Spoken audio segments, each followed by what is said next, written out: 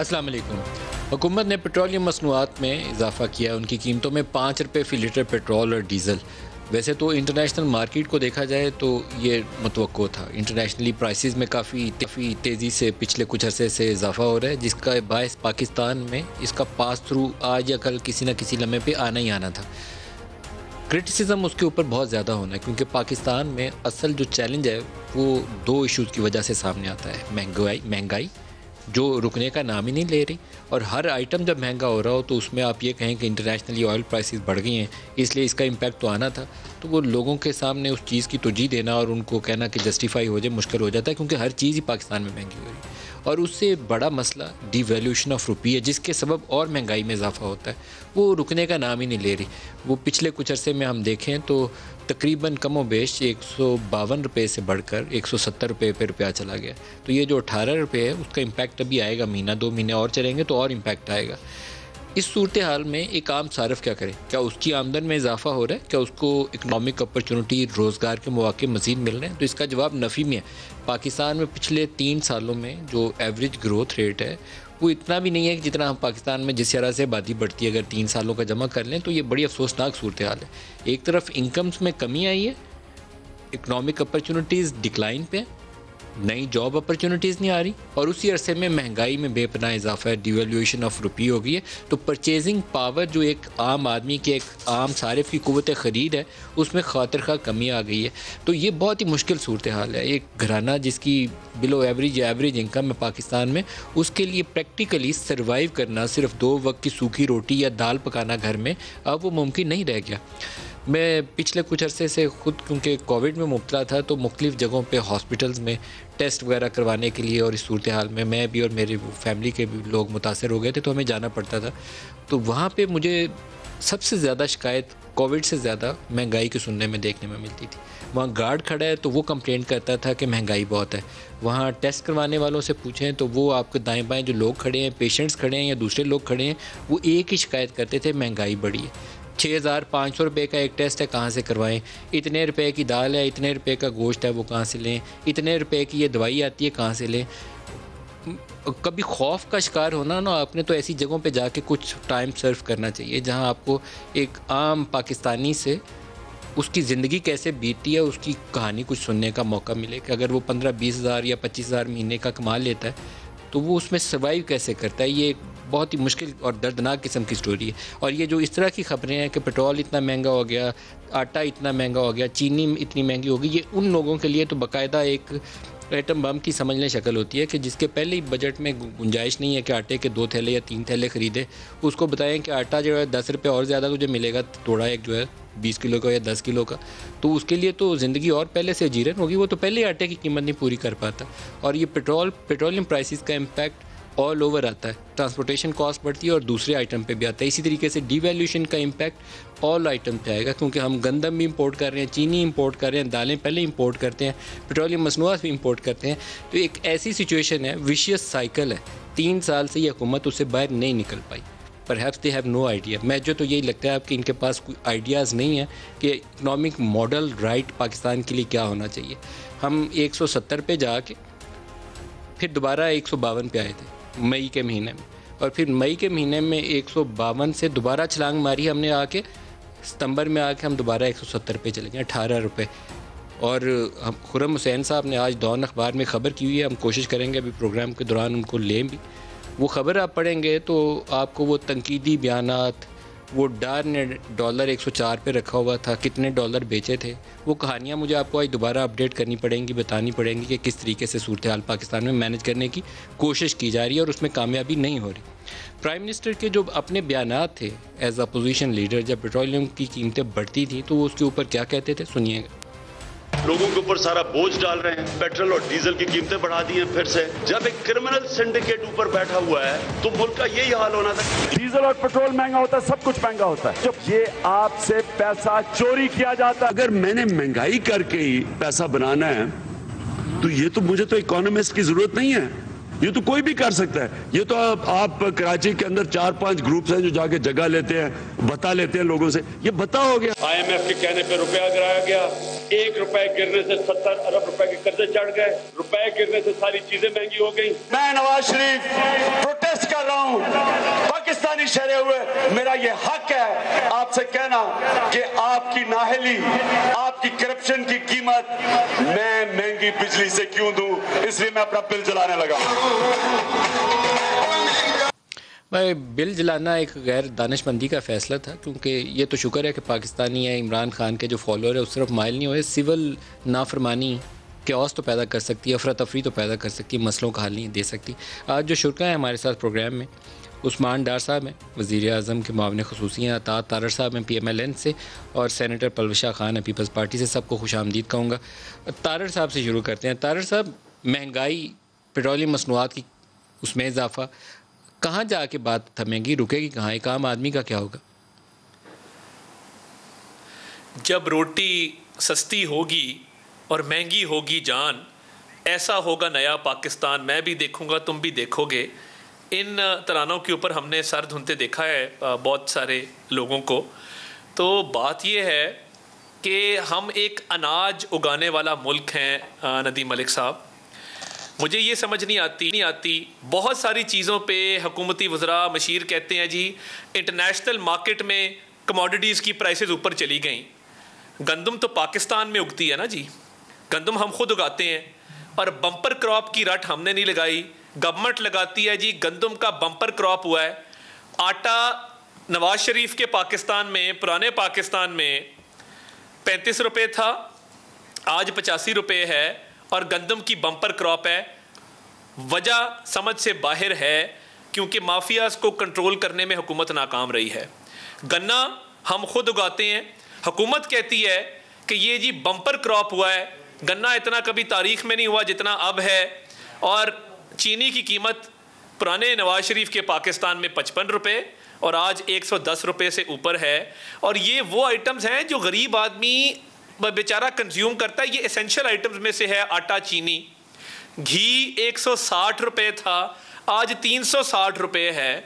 मुझे ये बताइए कि जो सेंसिटिव प्राइस इंडेक्स है उसके आदादो शुमार पाकिस्तान के इदारा शुमारिया निकाले थे, अभी जो निकाले हैं, लेटेस्ट रिपोर्ट जो आई है उसमें एक बड़ा हैरान कुन फैक्ट सामने आया है कि जो मिनिमम वेज वाले हैं, जिनकी तनख्वाह 17,000 रुपया महीना है, उनके लिए महंगाई 17% है।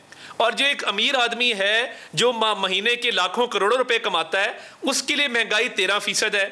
अभी शौकत तरीन साहब का स्टेटमेंट आप देख लें, उन्होंने कहा कि आटे के ऊपर जो 32% सब्सिडी थी अर्बन एरियाज में, उसको हम विड्रॉ कर रहे हैं। आटा मजीद 12 रुपये महंगा होगा।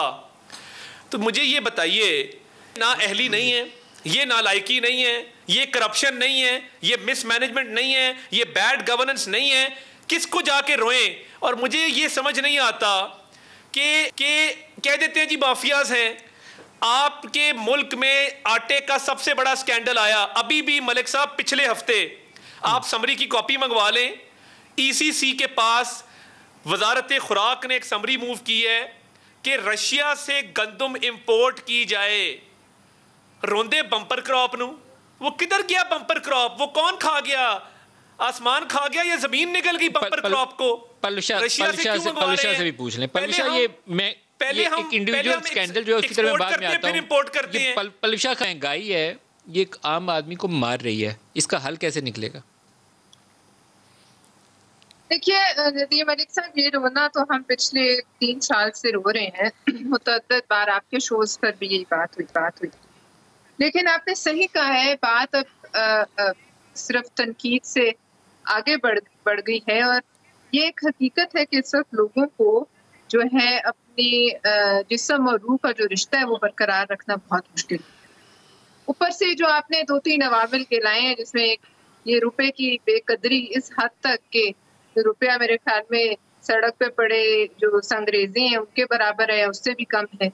उसके बाद ये जो पेट्रोलियम प्राइसेस में एक सर्ज आया है, बिजली की पिछले 15 दिन में अगर आप देखिए, इदारा शुमारियात का अगर आपके पास मौजूद हो उनका टेबल, तो आप देखिए कि पिछले 15 दिन में आटा, सब्जी, बिजली, उसके बाद पेट्रोल, डीजल, आपका केरोसिन, एक पूरी लिस्ट है कि जो, और घी, ये तमाम वो चीजें हैं कि जो बेसिक आपको जिंदा रहने के लिए चाहिए। या तो फिर आप घास फूस खाना शुरू करें, अगर वो नहीं है तो ये चाहिए। और हालात इतने खराब हैं नदीम मलिक साहब, आप मेरे से बेहतर जानते हैं। आप अब जाहिर है इनसे बात करेंगे, आर्ग्यूमेंट देंगे कि जी दूसरे ममालिक से जो है उसमें एक सबसे कम पेट्रोलियम प्राइस है। आप जरा, आज मैं एक टेबल देख रही थी कि पर कैपिटा इनकम जो है पाकिस्तान की इस 3 साल दौर में जो है वो गिरी है। पिछले जो 10 साल का दौर थे जिसमें हमारा दौर था और मुस्लिम लीग नून का दौर था, उससे 20% बढ़ी, और ये 3 साल है कि 12% गिरी। और जिस हिसाब से महंगाई बढ़ी है और जिस हिसाब से बढ़ रही है, तो एक बड़ा अच्छा सवाल है, न सिर्फ इनके लिए क्योंकि हुकूमत में है, बल्कि हमारे लिए भी। इसमें अतात आरड़ साहब की जमात है और मेरी भी जमात शामिल, कि नजर ऐसे आता है कि खुदा ना खास्ता आइंदा आने वाले दिनों में, महीनों में, हफ्तों में सड़कों पे कहीं ये रोटी के दंगे न शुरू हो जाए। इसके साथ साथ आप ये भी अंदाजा कीजिए कि जो हालात इंटरनेशनली हमारे लिए ऐसे बन रहे हैं कि जहां अभी कल ही आपके जो है फौजी, उनमें से आपके जवानों में से 7 जवानों को शहीद किया। Now 7 soldiers is a big number. किसी मुल्क में भी 7 जवान जहां एक वक्त में शहीद हो जाए एक दिन में, तो वहां तबाही और आफत मच जाती है सब। लेकिन आज तक हमें ये इल्म भी नहीं कि ये जो बढ़ता हुआ तूफान आ रहा है कि हमारी अफगान पॉलिसी है क्या, ये मुझे इल्म नहीं। शायद अच्छा, मैं अभी उस अफगान पॉलिसी की तरफ थोड़ा साइड ट्रैक कर जाऊंगा, मैं दोबारा आता हूं। मैं आपकी इस बात से मुतफिक हूं कि आपका एक सिपाही भी, एक कौम का एक बेटा भी शहीद हो तो हमारे लीडर्स को इस मामले के ऊपर सर जोड़ के बैठना चाहिए। यहाँ पर रोज़ाना 3, 2, 1, 5 की खबर आना शुरू हो गई है पिछले चंद दिनों में। हमें लम्हा फ़िक्रिया है, जागना चाहिए और गौर करना चाहिए। लेकिन मैं अपने मेन टॉपिक की तरफ, महंगाई वाले पे आता हूँ।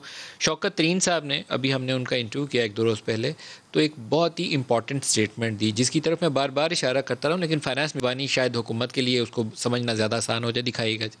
बोझ इसलिए पड़ रहा है कि पिछले चंद सालों में लोगों की इनकम्स जो हैं वो नहीं बढ़ी। जब इनकम लेवल बढ़ती रहती हैं, अफोर्डेबिलिटी बढ़ती रहती है, तो थोड़ी बहुत महंगाई भी हो जाए ना तो उसमें कोई फ़र्क नहीं पड़ता। तो ये मेरे ख्याल उस्मान डार साहब सादा तरीन उसकी वजाहत जो तरीन साहब ने की है बहुत अच्छी है। वो बड़ा उन्होंने सही बताया कि थोड़ी बहुत महंगाई बर्दाश्त तो हो जाती है अगर आमदन में इजाफा हो रहा हो, लेकिन पिछले चंद सालों में आमदन तो बढ़ी नहीं, तो थोड़ी भी जो महंगाई बढ़ेगी तो तकलीफ देगी। यहाँ थोड़ी भी नहीं है, डबल डिजिट है।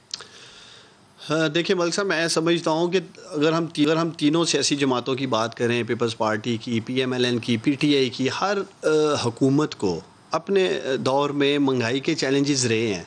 आप ये नहीं कह सकते कि पीपल्स पार्टी के दौर में महंगाई नहीं थी, 24-25% तक भी गई है।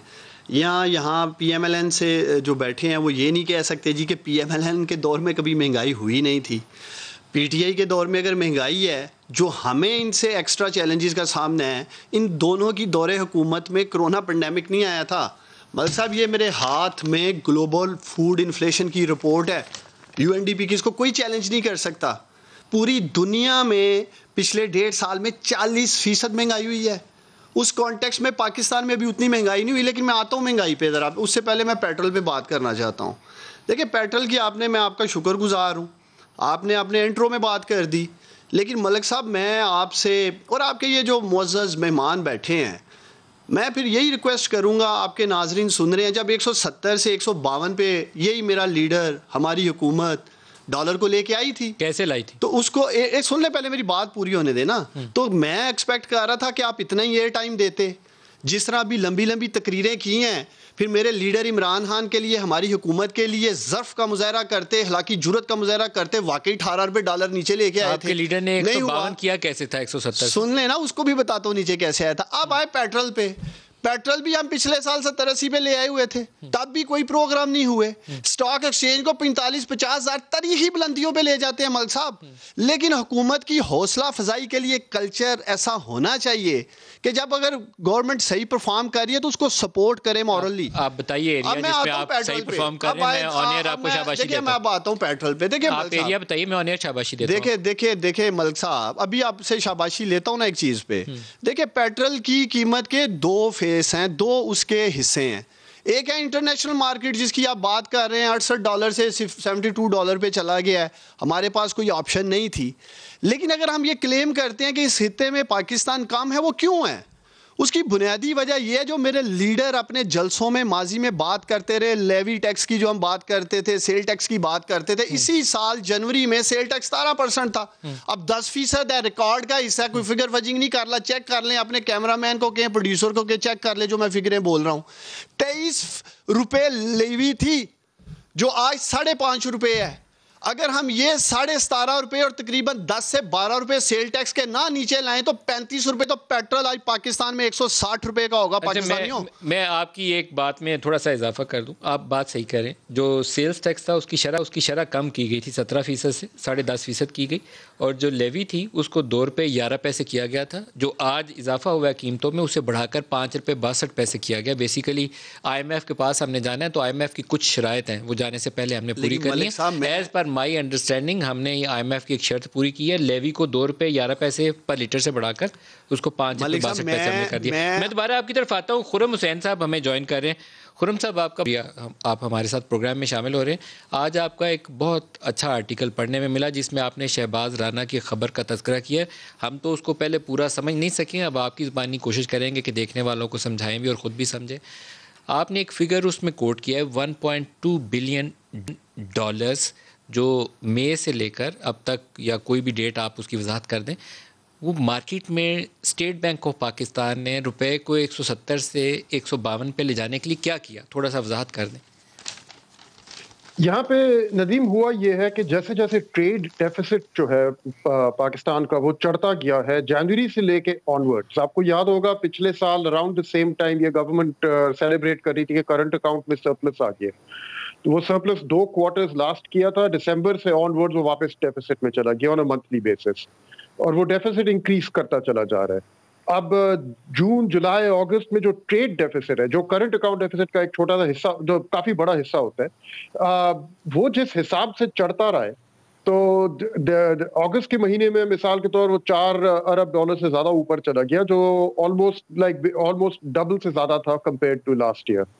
अब इतनी तेजी से जब ट्रेड डेफिसिट आपका चढ़ेगा तो इसका बेसिक मतलब ये है कि मुल्क की इकोनॉमी से डॉलर्स जो हैं वो लीक किया, लेकिन वो बाहर जाएंगे क्योंकि आप इंपोर्ट्स की पेमेंट्स कर रहे हैं और एक्सपोर्ट से आप उन पेमेंट्स को मीट नहीं कर पा रहे। तो जैसे डॉलर्स की तादाद कम होनी शुरू होती है मार्केट में, या तो आपका एक्सचेंज रेट मूव करना पड़ेगा या आपको अपने इंपोर्ट्स कम करने पड़ेंगे।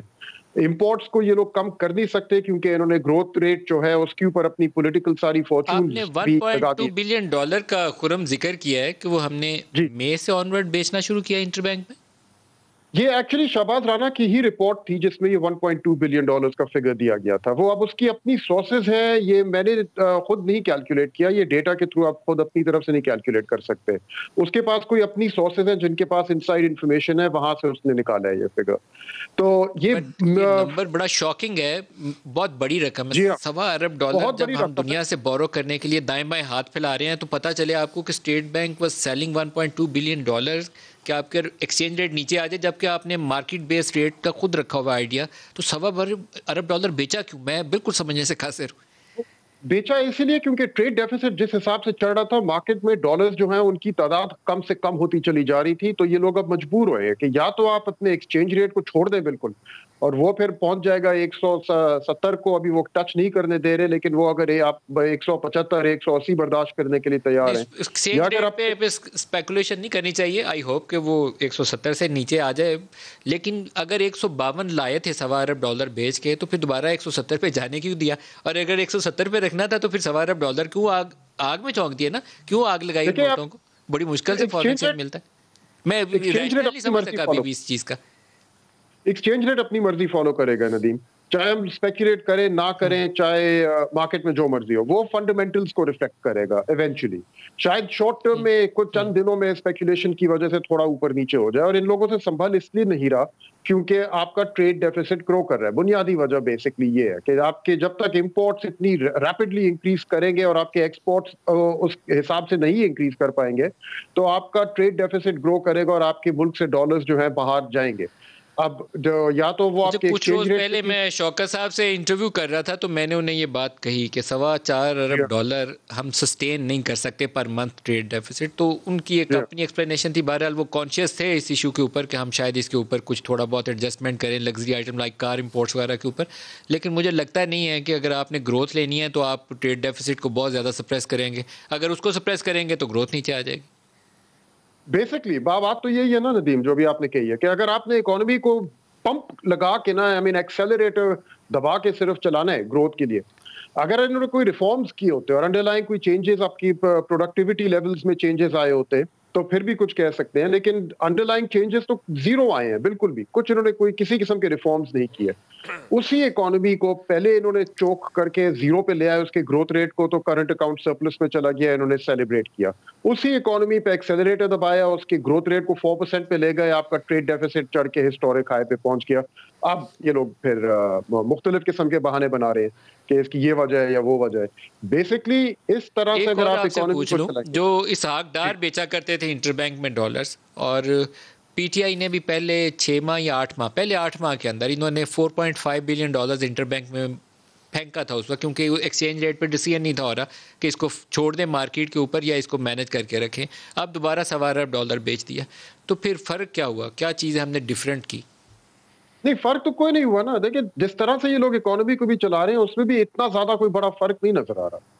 ठीक है, तो जो इनका मार्केट बेस्ड एक्सचेंज रेट था वो उस हद तक ठीक चल रहा था जब तक इकोनॉमी ग्रो नहीं कर रही थी। लेकिन जैसे ही ग्रोइंग इकोनॉमी की डिमांड, फॉरेन एक्सचेंज डिमांड जब मीट करने का वक्त आया है तो तब ये लोग अब मार्केट बेस्ड एक्सचेंज रेट के साथ किस हद तक चल सकते हैं, एनीबॉडीज गेस। क्योंकि या तो आप फिर फॉरेन एक्सचेंज कहीं ना कहीं से ला के अरेंज करें without driving up public debt, या आप एक्सचेंज रेट को मूव कर देते, या अपने रिजर्व से आप बेचें फिर डॉलर्स मार्केट में and try and make up for. लेकिन उस तरह तो वापस आप क्रैश की तरफ लेके जाएंगे ना फिर इकोनॉमी को। एग्जैक्टली यही तो हुआ था डार के दौर में, परवेज मुशर्रफ के दौर में भी, जब वहां भी तब भी बाय द वे फिक्स रखा था ना, आपको याद होगा नदीम, एक्सचेंज रेट कोई 60-65 के पे बिल्कुल फिक्स कर दिया। तब तो वो खुल के कहते थे कि हम लोग यहाँ पे फिक्स रखेंगे, इसको नहीं मूव होने देंगे।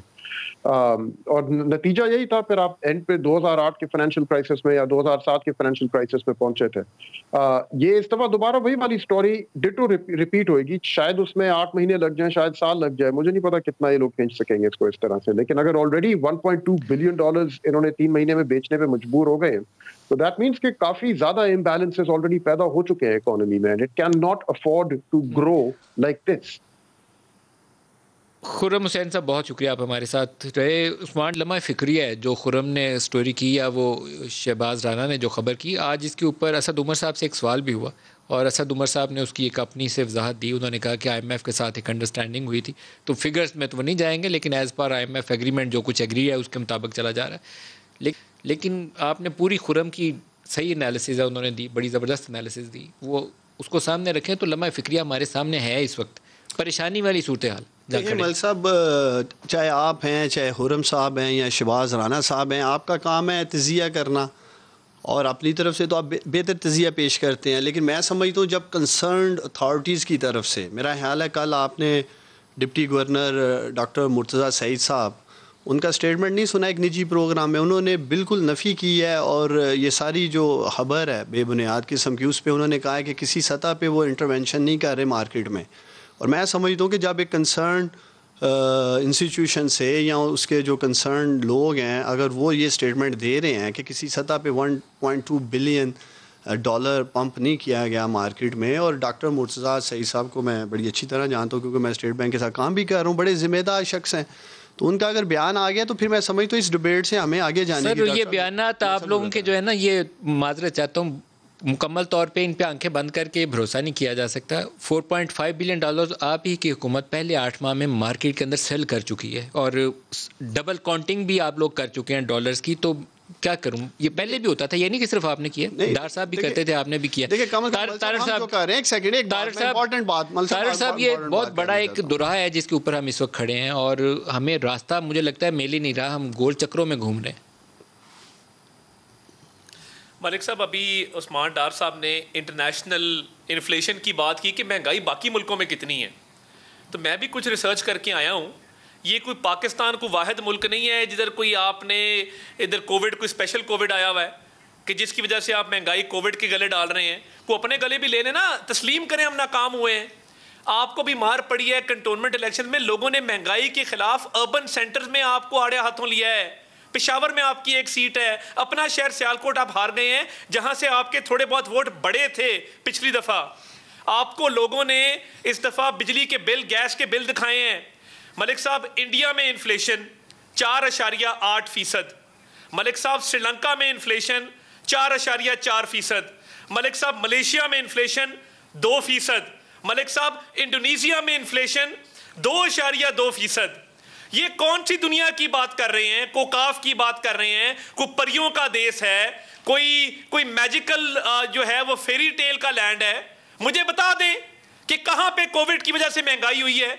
मैंने आपको इसी एशिया कॉन्टिनेंट के ये ममालिक गिना दिए हैं। आप ये नहीं कह सकते महंगाई नहीं हुई। नहीं, मैं आपको दुरुस्त करना चाहूंगा, महंगाई मुझे बताए ना, हुई है। तो ये हमारी डबल फिगर्स में क्यों है? प्राइसेस हैं वो हमारी डबल फिगर्स में क्यों है? रिकॉर्ड सतह पे चली गई हैं, वो गई हैं ऊपर, लेकिन यहाँ इशू ये है कि यहाँ आमदन घट रही है। मगर मलिक साहब, मेरी इस बात का जवाब दे देना, मेरी इस बात का जवाब दे दें कि ये सारे एशियन ममालिक में मैंने आपको 4 ममालिक गिनाए हैं, इधर सिंगल डिजिट में और 4% और 2% क्यों है? और एक और बात का आज तक जवाब नहीं मिला। आप इसका जवाब देना चाहेंगे? Policy rate 13%। मैं देना चाहूंगा, एक बात सुन ले, एक और बात, एक सवाल जिम्नी ले ले मेरा, व्हाट्सएप कर दूंगा, एक जिम्नी सवाल ले ले, जाकर ग्लोबल इन्फ्लेशन स्टैटिस्टिक्स जिन्होंने रिलीज किए हैं 40%। पॉलिसी रेट, इन्होंने जब पॉलिसी रेट 13% रखा था, लोग हॉट मनी पाकिस्तान लाए, 13% के पॉलिसी रेट पे मुनाफा कमाया और वो पाकिस्तान से बाहर ले गए। वो कौन लोग थे? और पॉलिसी रेट 13% क्यों था? बताएं कौम को।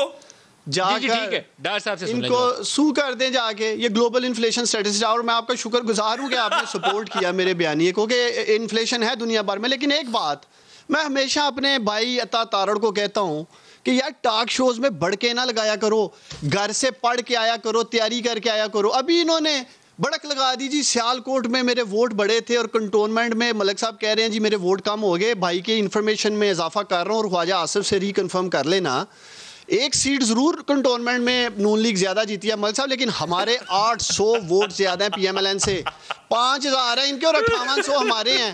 और शर्मिंदगी पे हंस रहा है पाकिस्तानियों ये। अब जो मैंने जवाब दिया है ना, उस शर्मिंदगी में हंस रहा है ये तारड़। मेरे भाई मुंह खोला के बाद हमारा 2000 वोट इजाफा हुआ है। क्या बात कर रहे हैं आप? छोड़ दे, आप कंटोनमेंट आप जीते हैं, हाँ या ना? हाँ या ना? कंटोनमेंट वाइस प्रेसिडेंट किसका है? कंटोनमेंट वाइस प्रेसिडेंट किसका है? सियालकोट किसने जीता है? माफी मांगो, मैं गलत स्टेटमेंट दे रहा था वोटों पे। ना करें, आप दुखी हैं, आप बुरी तरह हारे हैं सियालकोट में, आप दुखी हैं, ना करें, ना करे। सियालकोट हार गए ना। वाइस प्रेसिडेंट किसका है? कंटोनमेंट शेयर का, सियालकोट शेयर का होगा। PP 36 बना लेती ना वाइस प्रेसिडेंट, क्यों हारे हो? लाहौर और रावलपिंडी में कितने मलिक साहब मुझे कहता था मेरा नाम बदल देना, अगर मैं सियालकोट में हार गया तो तारड़ का नाम बदल देना, वो मुझे रहम आ गया। तो आप हार गए हो मेरे भाई, रावलपिंडी के आप हार गए हो। रहम अल्लाह ताला की सिफ्त है, रहम अल्लाह ताला की सिफ्त है, रहम अल्लाह ताला की सिफ्त है। रिजल्ट पड़ा ही नहीं तो सियालकोट को भी ले लिया। आप कौन होते हैं रहम खाने वाले? पलविशा, जो एक आम पाकिस्तानी है वो, उसके लिए ज़िंदगी में आसानी पैदा करना सबका ही फ़र्ज़ है। आप सारे लोग मुंतखब होकर यहाँ तक आते हैं तो आप सबकी एक ड्यूटी होती है। पॉलिटिकल पार्टीज़ को लोग वोट इसीलिए करते हैं कि उनके मसाइल का हल दें। महंगाई और इकॉनमी का हल नहीं है 3 साल से पाकिस्तान में, बल्कि कॉम्प्लिकेट हो गई है सूरत हाल, बहुत मुश्किल हो गई।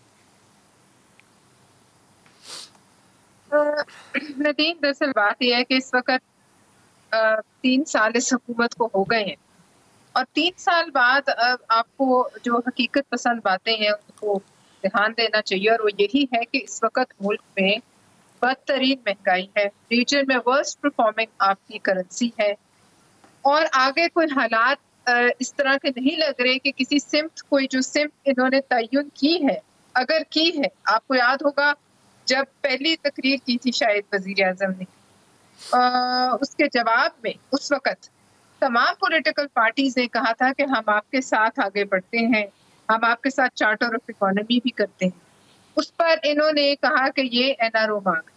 अब बात यह है कि इस वक्त मेरे ख्याल में चाहे माने या ना माने, सबसे ज्यादा परेशानी हुकूमत को और उनके मेंबर्स को जो कि ज़ाहिर है हल्कों में जाएंगे, इलेक्शन लड़ेंगे, और इलेक्शन इतनी दूर नहीं है, उन्हें होनी चाहिए, क्योंकि इस वक्त ऐसी कोई जरिए मुआश में जो है वो इजाफा नहीं हुआ है इस मुल्क के अवाम का, कि वो ये बोझ जो रोजाना के हिसाब से, अब तो ये हफ्तेवार हो गया है कि हर हफ्ते कोई ना कोई ऐसा होता है, बोझ डलता है अवाम पे। अब देखिए ना, ये जो 1.38 तकरीबन 2 रुपए आपने बढ़ाए हैं बिजली के, इसका इतलाक सितंबर के बिलों पर। अब आप ये बताइए ये किस कदर, मतलब एक पिसी हुई कौम है इस वक्त, ये इसमें कोई मैं सियासी बयानबाजी नहीं करी, काबिले रहम है लोग, उनके ऊपर ये बोझ डाल के मुझे समझ नहीं आ रही इनको कौन ये मशवरे दे रहा है, कौन इनके इकोनॉमिक एडवाइजर्स हैं, वो कहाँ गई सिमत जो इन्होंने तयन की थी, वो पेट्रोल की कीमत के इतना हो तो कौन चोर होता है, डॉलर 1 रुपया बढ़े तो कितना जो है अरबों का बोझ पड़ता है, महंगाई हो तो कौन चोर है। बात यह है कि इस वक्त इन्हें ये जो रोजाना के झगड़े और 3 साल इन्होंने एहतसाब और अपनी जो एक एक तरह से दुश्मनी थी उसको पूरा करने में निकाले हैं, तो अब सामने ही आया है कि दुश्मनी तो लोगों के साथ हुई है। अब ये डार साहब भी ज़ाहिर अपने हल्के में जाते होंगे, मैं ये कह सकती हूँ कि ये 100% इस बात से खुद भी गैर मुतमईन होंगे कि हालात किस तरफ जा रहे हैं, उस पर बढ़ता हुआ तूफान ये है। फिर आप मुझे ट्रैक कर रही हूँ, मुझे ब्रेक ले लेने दें, तो इसके बाद इलेक्शन कमीशन के सामने भी एक बहुत बड़ा इशू है और मुनासिब तरीके से निकल जाएं तो अच्छा है, लेकिन वो चैलेंज है इस वक्त। 2 जो मिनिस्टर्स हैं या 2 पाकिस्तान तहरीक इंसाफ के मेंबर्स हैं, वफाकी वज़ीर इत्तलात हैं फवाद चौधरी और आज़म स्वाति, उनको नोटिस देने का मामला, तो आज शुरा हमारे साथ जो है उनसे पूछेंगे कि ये मामला खुश उसलूबी से हल करने की कोशिश करनी चाहिए, तो वो रास्ता क्या है। ब्रेक ले लें, हमारे साथ रहिएगा।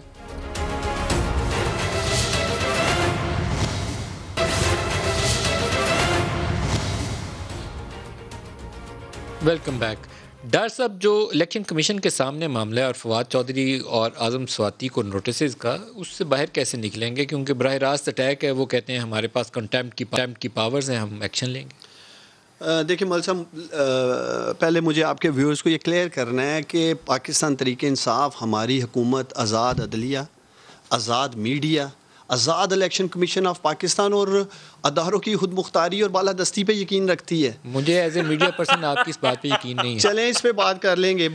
मेरा काम है आपको मुतमिन करना सर। अगर आपको देखें ना, अता तारड़ मेरा भाई, एक तो मुझे समझ नहीं आती कि ये भी आपको चेक करना पड़ेगा कि ये लोगों को मसला होता है कि सीरियस बातों पे भी हंसना। इतना बड़ा लतीफ़ है, पीएमडीए का बिल आ रहा है और कह रहे हैं मीडिया की आज़ादी पे यकीन रखते हैं, कुछ छोड़ यार पीडीएफ। अच्छा मेरी बात सुनो ना, फिर दिल बड़ा करके सुनो। मुझे वैसे सुन लो ना यार अता तारड़ मेरी भाई, मेरी आपसे रिक्वेस्ट है, हर टॉक शो में जब मैं बोलता हूँ आप डिस्टर्ब करते हो। मैं खामोशी से ऐसे बैठ के सुनता हूँ, मुझे हंसी आ जाती है, मैं क्या करूँ। ऐसे आप इतने लतीफे सुनाते हैं, आप एक फनी आदमी हैं, देखो मैं अल्लाह तारड़ बोले। देखो भाई, मैं आपका 80 का इलाज तो नहीं कर सकता, उसके लिए तो आपको किसी हॉस्पिटल जाना पड़ेगा। अब जाके चेक कराएं, क्यों हंसते रहते हैं आप। तो आप कौम मेरी बात सुनिए जरा। कौम के गमों का नहीं कर सके, कौम की महंगाई का नहीं कर सके। सुन लो ना यार, अब सुन लो हौसले से मेरे भाई, सुन लो ना मेरी बात। मलिक साहब ये वो जमात है, सुन तो लो यार। मलिक साहब ये वो जमात है जो पाकिस्तान मीडिया डेवलपमेंट अथॉरिटी पे ऐसे भाषण देती है जैसे 2017 में पैमरा ने जब मलिक साहब 50 करोड़ रुपया जुर्माना फेक न्यूज़ पे और 10 साल की सजा मालकान के लिए बिल लेके आए थे, ये पैमरा के जरिए मीडिया का जो ये बात करते हैं बैठ के। पूछे इनसे, यहाँ इन्हें पता ही नहीं होगा कि इनके क्या काले करतूत थे इस मामले में, जो हमें कहने की कोशिश कर रहे हैं कि शायद ये काला कानून हम लेके आ रहे हैं। सुन लेना, छोड़ दे, नौकरी से गया था, पीछे कौन था सारे जानते हैं, अब आगे बढ़ते हैं। मल साहब देखें, इलेक्शन कमीशन ऑफ पाकिस्तान की आपने बात की है, हमारा शिकवा कह लें या हम निशानदेही किस बात की कर रहे हैं। हम सिर्फ ये कह रहे हैं कि जब इंसाफ का तराजू आपके हाथ में है तो फिर इंसाफ एक बैलेंस्ड होता नज़र आना चाहिए। दूसरा, इश्यूज़ को मलिक साहब, इश्यूज़ को हमें पब्लिक या मीडिया पे लाने की ज़रूरत नहीं है। अगर आपको उस्मान डार से कोई नोटिस जारी करना है, उस्मान डार को, तो आप नोटिस जारी करें, पहले प्रेस रिलीज नोटिस भेजेंगे कि इस इलेक्शन कमीशन को आग लगा दें। इस इलेक्शन कमीशन अपोजिशन से मिला हुआ है, अच्छा, ये जो आप बात कर पैसे पकड़े हुए हैं, तो आप दूसरों से क्या एक्सपेक्ट करेंगे कि आपको फूलों के हार भेजेंगे? मलिक साहब अपना अब मेरी बात सुन लेना, ऑफिशियल वर्जन जारी करेंगे। जैसे मेरा भाई अता तारड़ जोशे खिताबत में बातें कर जाता है, जोशे खिताबत में बातें हो जाती हैं, अल्फाज का बेहतर चुनाव हो सकता है। मैं आपकी बात के साथ खड़ा हूं, मैं ये नहीं कह रहा हूं। वैसे और कोई भी इस बात को as a matter of principle मेरी पोजीशन ये है कि पॉलिटिकल वर्कर्स ऐसी बातें करें तो नजरअंदाज कर देना चाहिए, अभी भी माफ कर देना चाहिए इलेक्शन कमीशन को, फवाद चौधरी को भी और आजम फाती को भी माफ कर दें। लेकिन आप ये कहें कि इसको आग लगा दें, सुप्रीम कोर्ट को कह के देखें ना, पता चलता है वो तलाल चौधरी और दानियाल अजीज को पता चला था 5-5 साल के लिए बाहर कह के देखें। मलिक साहब आपकी साथ वाली विंडो में डंडे लेके तो हमला कर चुके हैं प्रैक्टिकली ये सुप्रीम कोर्ट पे, आप कहने की बात कर रहे हैं। पलशाह से पूछते हैं, पलशाह सीरियस मैटर है क्योंकि माजी में जो सुप्रीम कोर्ट के कंटेम्प्ट वाली पावर्स थी वैसी कंटेम्प्ट वाली पावर्स इलेक्शन कमीशन भी लागू कर सकता है। इट्स अ सीरियस मैटर, इनको हल्के से नहीं लेना चाहिए। ये एक आग वाली सिचुएशन ही होगी, अगर किसी और के ऊपर वैसा फैसला आ गया तो एक टेंशन और तनाव में और इजाफा हो जाएगा। मैं तो समझती हूँ नदीम मलिक साहब, तनाव अभी तो कुछ इस तरह का नहीं है। आपको याद होगा कि जब पाकिस्तान पीपल्स पार्टी की हुकूमत थी तो हम रोजाना के हिसाब से जो है वो कोर्ट्स में खड़े होते थे, चाहे चीनी का रेट हो, चाहे कोई और इंतजामी मामला हो।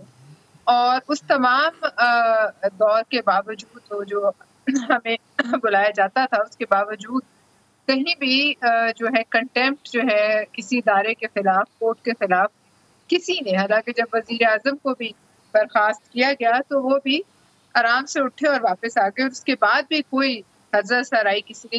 अब दरअसल बात ये है कि ये अगर एक हर हुकूमत के अंदर ये जाहिर है कि इसके अंदर एक ये ख्वाहिश होती है कि वो जिस ऐनक से इस मुल्क को देख रहे हैं कि जो हालात उनको उनके आसपास वाले बता रहे हैं कि कितने अच्छे हैं, उसी ऐनक से वो चाहते हैं कि तमाम दुनिया को और पूरे पाकिस्तान को वो हालात नजर आए, लेकिन वो हो नहीं सकता। उसके रास्ते में ये मीडिया रुकावट है, उसके रास्ते में बहुत से लोग रुकावट हैं कि जो बोलते हैं और लोगों तक आवाज। अब उसको अगर आप कंटेन करना चाहते हैं, ये पहली दफा तो हो नहीं रहा। नदीम, आपको याद होगा कि जब मुशर्रफ साहब और वो एक हमारी चल रही थी तहरीक चल रही थी वकीलों की, वकला की, तो मुशर्रफ साहब कहते थे मैं बाहर देखता हूँ मुझे कोई बंदा नजर, लिहाजा ये जो ऐनक है ये हर एक की आंख पे हो, और ये अमूमन जब जाने के करीब हो तो इस किस्म के जो तरीके हैं कि दबा दिया जाए, आवाजों को रोक दिया जाए, ये नहीं हो सकता।